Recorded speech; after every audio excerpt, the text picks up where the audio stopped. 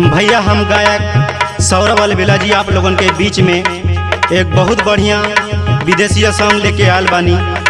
निराला recording studio के माध्यम से हमार पहली एल्बम जा रहल बा। हमरा के पूर्ण विश्वास बा कि आप लोगन के जरूर पसंद आई। कि चाड़ीपुर के चूड़ी लिया दा कामरिया कर धनिया,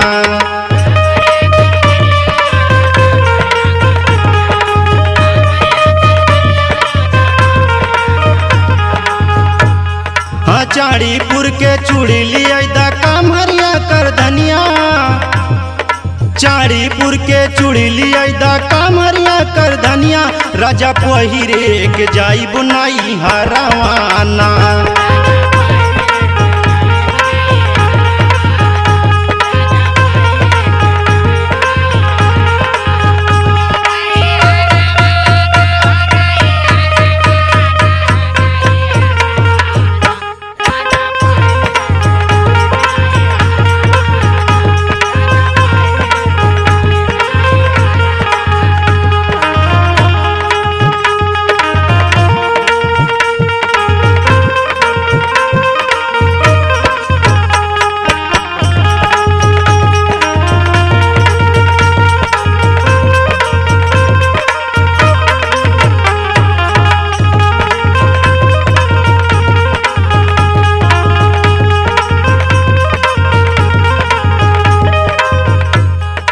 देखी सहेली सब खुश हुई हैं बाबूजी के घरवा।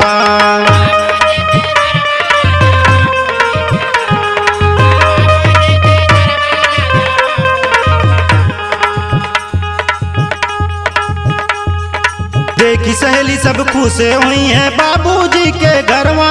राजा पहिरे के जाई बनाई हरवाना,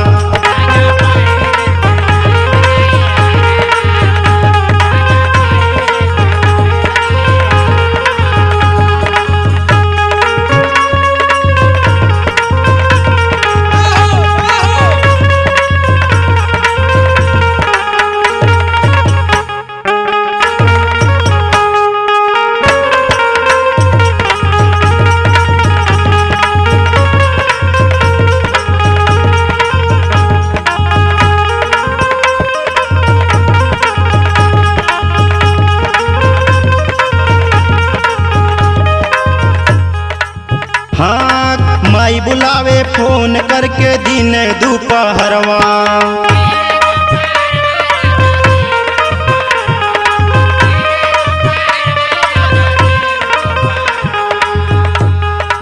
माई बुलावे फोन करके दिन दोपहरवा। राजा पहिरे के जाई बनाई हरवाना,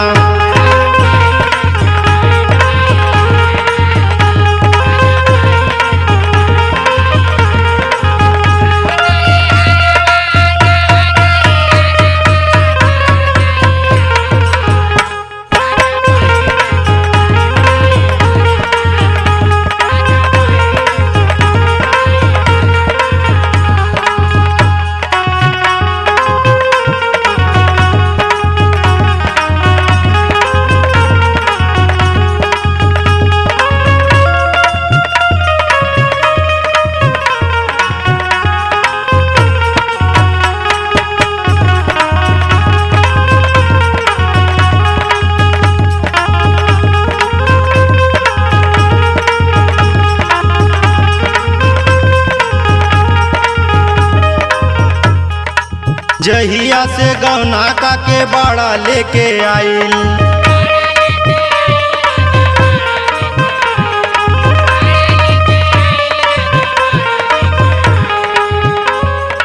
टीके राजा तू ही बता दा का करी हम घरवा।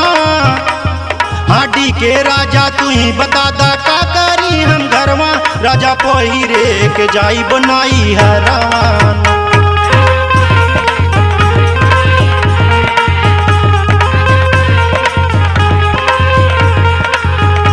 राजा पहिरे के जाई बनाई हरवाना।